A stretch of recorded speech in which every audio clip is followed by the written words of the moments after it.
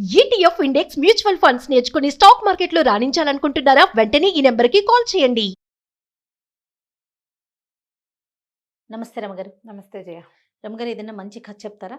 ఈ బౌద్ధ జాతక కథలు ఉన్నాయి కదా, ధర్మపథం కథలని చెప్పాను ఇదివరకు. విశాఖ కథ అది చెప్పుకున్నాం. అవును. అందులో ఒక చిత్రమైన కథ ఉంది జయ. కుంభఘోషకుడు కథ. పూర్వం అట తథాగతుడు అక్కడ ఆ కాలంలో ఉన్నప్పుడు ఒక వ్యాపార దంపతులు ఉండేవాళ్ళు, భార్యాభర్త. అయితే ఏమైందట, ఆ రోజుల్లో అంటువ్యాధి సోకిందట.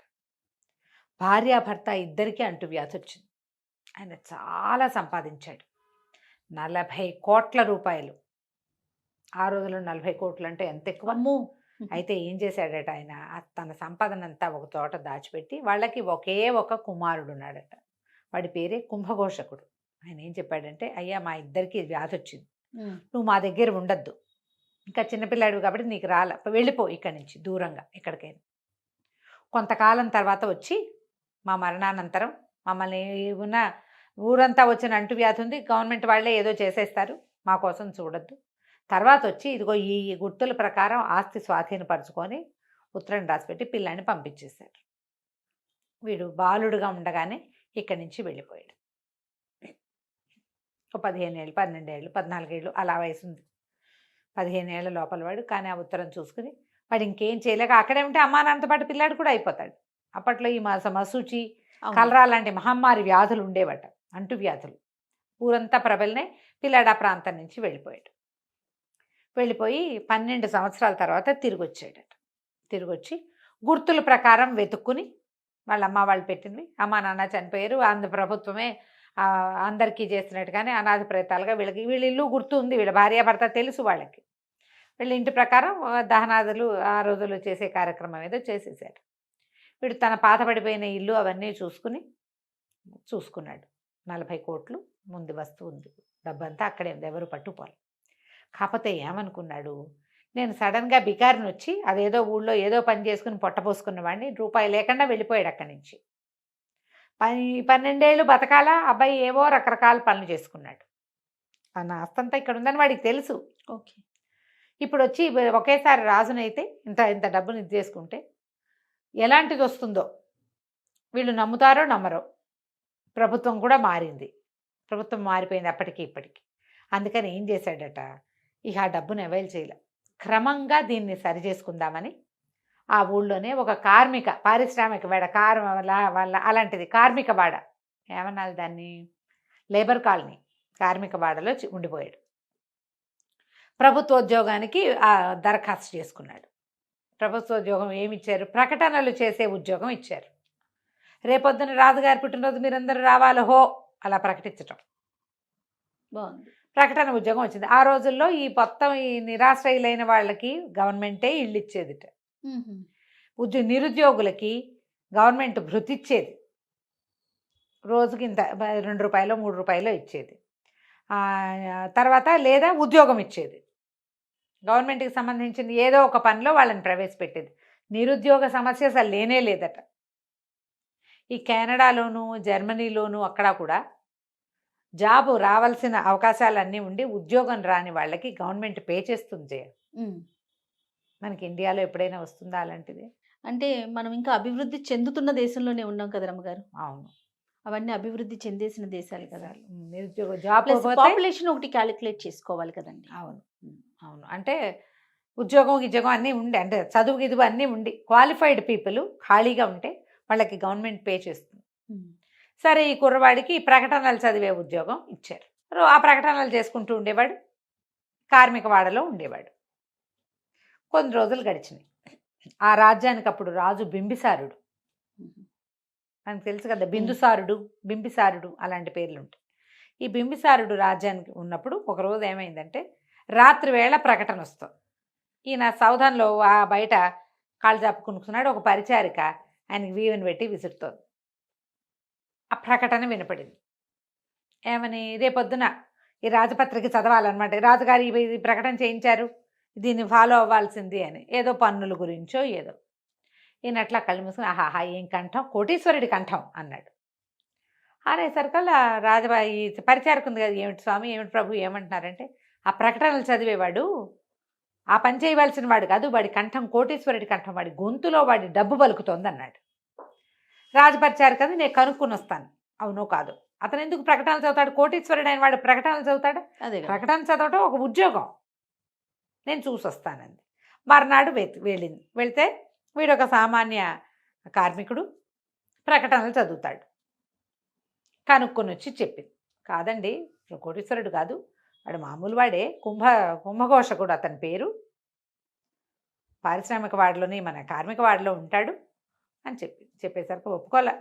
కాదు, నా సిక్స్త్ సెన్స్ చెప్తోంది వాడు కోటీశ్వరుడు, వాడు పేదవాడు అవడానికి వీల్లేదు, వాడి కంఠంలో వినపడుతోంది వాడి తాలూకు ధనం, నాకు తెలిసింది అనేసరికి సరే రాజపరిచారు కంది, నేను వెళ్ళి ట్రై చేస్తాను, ఇట్ట ఒట్టిగా కనుక్కున్నా కదా, అసలు వాడికి డబ్బులు ఉన్నాయో లేదో నేను చూస్తానని ఏం చేసింది, ఈ రాజభవనానికి కొంచెం దూరంలో వేణువనం అనే ఒక వనంలో తథాగతుడు ఉన్నాడు, అప్పుడు ఉండేవాడు ఆయన. వచ్చి ఆ వేణువనాన్ని చూడ్డానికి వచ్చినటువంటి ఒక సాధారణ ఏమంటారు యాత్రికురాలుగా వచ్చి వెళ్ళి ఇతని దగ్గరికి వెళ్ళింది, ఈ కుంభఘోషకుడి దగ్గరికి. బాబు, ఈ వేణువనం చూడ్డానికి వచ్చాను, ఈ ఊళ్ళో ఎవరూ తెలీదు, నీకు వంట చేసి పెడతాను, నీ మీ ఇంట్లో 4 రోజులు నన్ను ఉంచుకోమని అడిగింది. సరేనన్నాడు. అప్పట్లో అట్లా ఆశ్రయం ఇచ్చేవాళ్ళు. ఈ వేణువనం చూడ్డానికి వస్తే చుట్టుపక్కల ఇళ్లలో ఎవరో ఒకళ్ళ ఇంట్లో అడిగి ఆశ్రయం పొందొచ్చు. ఈ కార్మికవాడ వేణువనం కొంచెం దగ్గరలో ఉన్నాయి. అతని ఇంట్లో దిగింది. వారం రోజులు 5 రోజులు ఉంది. అతని సామాన్య జీవనం, రోజు ఉద్యోగానికి వెళ్తాం, వాడి గిన్నెలు వాడే తోముకుంటాడు, వాడు అన్నం వాడే వండుకుంటాడు, వాడి ఇల్లు వాకిలే వాడే పుడుచుకుంటాడు, వాడి బట్టలు వాడే ఉతుక్కుంటాడు, టంచనగా వెళ్తాడు, టంచనగా వస్తున్నాడు. ఏం కనపడలా. మళ్ళీ వచ్చి రాజుగారికి బిన్సారికి చెప్పిందట, అసలు ఇతను మనం ఏమి ఇది లేదు అని చెప్పింది. తర్వాత కొద్ది రోజుల్లో ఒక కొత్త ప్రకటన వచ్చింది, విశ్వకర్మ పూజ చేయబోతున్నారు రాజ్యంలో, కార్మికులందరూ తలా ఒక వరహ సమర్పించాలి అని చెప్పి. ఇది ఎక్కడికి వస్తుంది, ఆ డబ్బంతా ఒక డిబ్బెన్న వేసి ఆ డబ్బుతోటే విశ్వకర్మ పూజ చేశారు. విశ్వకర్మ అంటే పనులు చేసేవాడు, విశ్వకర్మ ఇవి కడతాడు కదా, ఇల్లు వాకిళ్ళు కట్టే ఆయన, దేవుళ్ళందరికీ కూడా దేవశిల్పి. అందుకని కార్మికులందరూ కూడా ఆ అందులో పనులలో భాగాలే కాబట్టి ఆ పని ఆయన పూజిస్తారు, కార్మికులంతా పూజిస్తారు. ఈ పూజించే వాళ్ళు వీళ్ళందరూ తలా ఒక వరహ ఇవ్వాలంటే సరే ఏమైంది, వరహాలు అందరూ తలా ఒక వరహ వేస్తున్నారు. మన కుంభఘోషకుడి దగ్గర వరహ లేదు. ఇతను ఏం చేశాడు, సరే అని తన ఇంటికి వెళ్ళి దాచిపెట్టుకున్న డబ్బులు వేయించి ఒక వరహ తీసుకొచ్చాడు. ఎప్పుడైతే ఈ కుంభఘోషకుడు వరహ ఇచ్చి తన పేరు రాయించుకున్నాడో, వీడి వరహ తీసి పక్క పెట్టి రాజుగారి పంపించారు. ఎవరి పని వాళ్ళు చేస్తారు కదా. ఆ వరహ పరిశీలించారు. వరహ పరిశీలిస్తే ఆ వరహ ఈనాటిది కాదు, ఇప్పటికి 20 సంవత్సరాల క్రితం ప్రింట్ చేయబడింది. లేటెస్ట్ వరహాలు చాలా వచ్చేసాయి. బిందుసారుడి పేరు ఉంటుంది కొత్త వరహాల మీద. పాత వరహాలు ఉన్నా కూడా ఇంత పాతది ఉండడానికి వీల్లేదు. ఎప్పటికప్పుడు డబ్బు మార్కం తీసేసేవాళ్ళు. ఓ, అప్పుడు కూడా ఉందా? విశ్వనాథ సత్యనారాయణ గారిది పాతి పెట్టిన నాణెములు అనేది ఒక నావెల్ ఉంది. 2 అన్నదమ్ములు వాళ్ళు. ఓకే, అది ఇంకో కథ, కానీ ఇందులో చెప్పేస్తున్నాను. 2 అన్నదమ్ములు అయితే తన పేరుతోటి ముద్రింపించాడు. పెద్దవాడు, 2 ట్విన్స్ వాళ్ళు. రెండో వాడు మొదటి వాడిని సంహరించి ఆ నాణ్యాలన్నీ పాతి పెట్టించేస్తాడు. ఓహో, తన పేరు వేసుకుంటాడు. మళ్ళీ ఆ చివరికి అతని భార్య కడుపుతో ఉన్నవాడు పారిపోతుంది, ఆ కథలో వెళ్ళిపోతుంది. ఆ పిల్లవాడు రాజు అవుతాడు, మళ్ళీ వస్తాడు వెనక్కి. తండ్రి మరణించాడని తండ్రిని అతన్ని చంపరు, కవలల్లో ఒకడిని సంహరించరు, దాచిపెడతారు.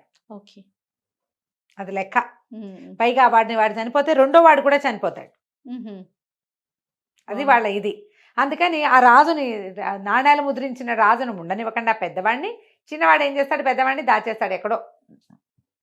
ఆయన బయటికి తీసుకొస్తారు. అతను తీసుకొచ్చే క్రమంలో అతను చనిపోతే రాజు కూడా చనిపోతాడు. ఓకే, అతని కుమారుడు రాజు అవుతాడు. ఆ పాతి పెట్టిన నాణ్యాలు తీయబడతాయి. పేర్లు గబుక్కుని గుర్తు రావట్లేదు. ఈ పాతి పెట్టిన నాణ్యాలు ఎంత బాగుంటుందో, ఎవరైనా ఆసక్తి ఉన్న వాళ్ళు చదువుకోండి. విశ్వనాథ సత్యనారాయణ గారు. ఇలా జరిగేవి ఆ రోజులు. ఆ నాణ్యం పట్టుకుని ఆయన పిలిపించాడు. ఈ నాణ్యం ఎక్కడిది, ఇది ఎప్పటిది, ఏమిటి అని ఆ చుక్కి తీసాడు. కుంభఘోషకుడికి ఇక తప్పలేదు, చెప్పాల్సి తప్పక నేను ఫలానా వ్యాపారస్తుడి కుమారుని, నా ధనం ఇది, నా తండ్రి సంపాదించింది, నేను అది ఒకేసారి దాన్ని తీసుకుంటే ఈ రాజ్యంలో ప్రభుత్వం మారింది కాబట్టి ఏమవుతుందో నేను అది తీసుకోలేదు అనగానే రాజు చాలా సంతోషించి మొత్తం ధనాన్ని బొక్కసానికి చేర్పించాడు. చేర్పించి తన కుమార్తెల్లో ఆఖరిదాన్ని కుంభకోశకుడికి ఇచ్చి వివాహం చేసి అబ్బా కోశాధికారిగా చేశాడు. నీకు డబ్బు కనపడంగానే ఏం చేస్తారు జయ? ఖర్చు పెట్టేస్తుంటారు. ఖర్చు పెట్టేస్తారు, వాడేస్తారు. ఎవరికైనా తెలుస్తుందని చేయరు. అవును, మితం ఉండదు మితం కొంతమంది కాదు, ఎక్కువ భాగం ఉండదు జయ. చాలా మందికి ఉండదు. స్పెండ్ చేయకుండా ఉండలేరు. 40 కోట్ల రూపాయల ఆస్తున్నవాడు సాదాసీదాగా కార్మిక జీవితం గడిపాడు. అవును. అతనికి అందుకని కోశాధికారిని చేశాడు. అలాంటి వాడు కావాలి, డబ్బు ఖర్చు పెట్టని yes, వాడు. yes. మంచి రాజు, మంచి తెలివిగా తెలివిగా ఆలోచించి బింబిసారుడి ఆఖరి కుమార్తెను కుంభకోశకుడు వివాహం చేసుకున్నాడు. సూపర్. అయితే తర్వాత ఒకసారి తథాగతుడు వేణువనానికి వచ్చినప్పుడు ఈయన తీసుకెళ్ళాడట. ఎట్లా ఇంత కోటీశ్వరుడైనటువంటి అతను కార్మిక జీవితం గడిపాడు. భగవంతుడికి బుద్ధుడికి ఆయన తెలియజేశాడట. ఓకే. తెలియజేస్తే బుద్ధుడు చెప్పిన ఒక శ్లోకం చెప్తారు అందులో. ఏంటంటే సంయమనం ఉన్నవాడు వాడికి ఎప్పుడు కూడా వాడి కీర్తి సంపద వృద్ధి పొందుతూ ఉంటాయి. స్థిమితం కావాలి మనుషులకి. అంతే. పెనం మీద పేలగింజలాగా పలిపోకూడదు. అటు ఇటు పడిపోతే ఏముంది, బయట పడిపోతాం. స్థిరంగా ఉంటే మన గుర్తింపు మనకు వస్తుంది. అతనికి గుర్తింపు వచ్చింది, సంపద వచ్చింది, కీర్తి వచ్చింది. సూపర్. కనుక మనం ఇంటికి ఎంత నీతి ఉందో రమ్మగారు, కదా. ఆలోచిస్తే చాలా మంచి నీతి కథ. ఈ ధర్మపదం కథలు చాలా బాగుంటాయి. కాకపోతే చిన్న చిన్న కథలు. ఎక్కడ చిన్నదండి, చాలానే చెప్పారు రమ్మగారు. మరి మీరు. నేను చెప్పాను కాబట్టి మీరు బాగుంది. చదివితే పేజీన్నర కథ ఇది. అవునా? ఓకే, మధ్యలో ఓకే. విశ్వనాథ్ సత్యనారాయణ గారు వచ్చారు కదా, మీకు అవునవును. అందుకని కథ పెరిగింది. రైట్ అండి. నమస్తే రమ్మగారు. నమస్తే.